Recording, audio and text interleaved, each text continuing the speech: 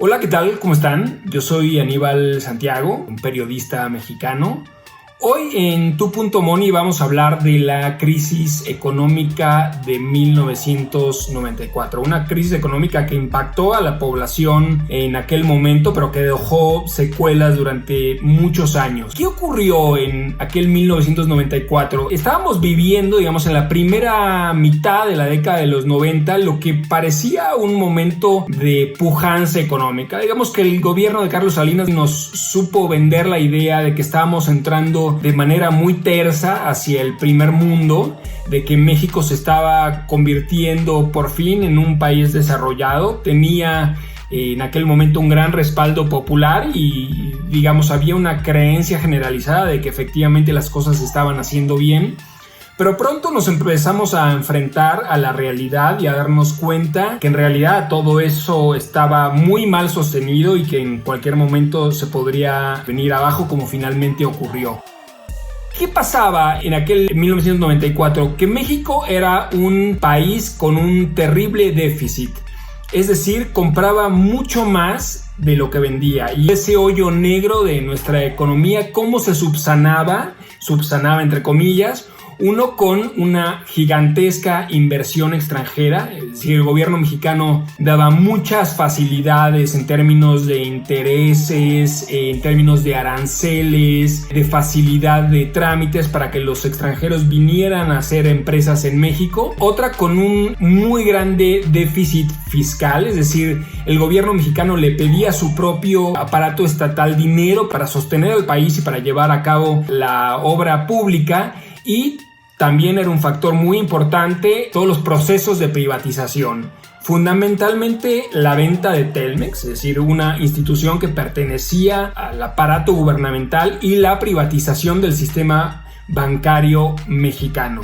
Digamos, con esos elementos, más o menos la economía daba la impresión de que se sostenía y que podíamos seguir tranquilos. Pero ¿qué ocurrió el 1 de enero de 1994? Que un grupo de indígenas chiapanecos que representaban a un sector de la población muy importante que había sido históricamente desamparado por el gobierno se levantó en armas, que reivindicó los derechos de esa parte del pueblo y que pidió que los ojos de la sociedad y de las esferas políticas voltearan a verlos. Y después se sumó, digamos, a ese cimbronazo en el país el asesinato en marzo de 1994 del candidato presidencial del PRI, Luis Donaldo Colosio.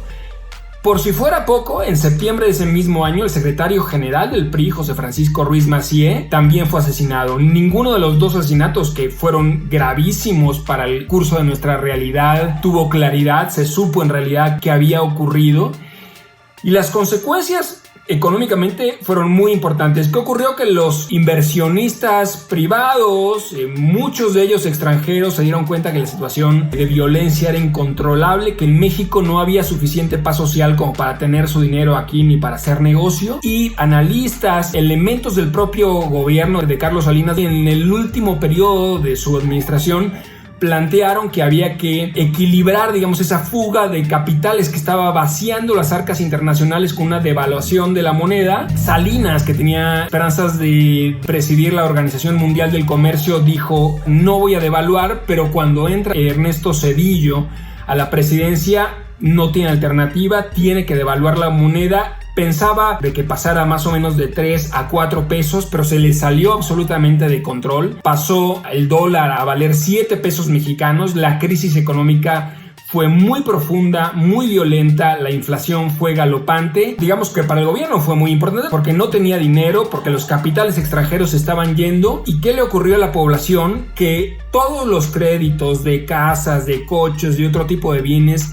que adquirió con tasas de interés variable, un poco respondiendo a esta situación de riqueza general del país, que en realidad era un artificio. Las tasas de interés se fueron al cielo, los créditos resultaron impagables.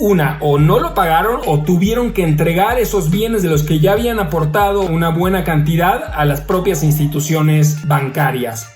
El desempleo también fue monstruoso. Cerca de 2 millones de personas se quedaron sin trabajo porque las propias empresas quebraron y no tenían liquidez ni eran rentables como para seguir pagando sueldos. ¿Qué enseñanza nos dejó la crisis del 94? Que hay que tener muchísimo cuidado, sea cual sea la realidad que nos venda el poder de la situación económica. Hay que tener mucho cuidado de adquirir créditos con tasas de interés variable, porque ante cierta inestabilidad, cierto desequilibrio, las tasas se van al cielo y para los ciudadanos que tenemos sueldos promedio resultan impagables, y no solo no adquirimos esos bienes, sino todo el dinero que ya aportamos finalmente termina siendo a la basura porque los bienes se los quedan las instituciones bancarias. Así que bueno, esa gigantesca enseñanza nos dejó la terrible crisis de 1994, que tardó muchos años en superarse, que el mexicano siguió sufriendo por lo menos durante una década hasta que la macroeconomía más o menos empezó a estabilizarse y mujeres y hombres empezaron a tomar aire, digamos, en lo económico nuevamente. Bueno, les agradezco muchísimo su atención, que hayan estado con nosotros este día y nos veremos muy pronto por aquí.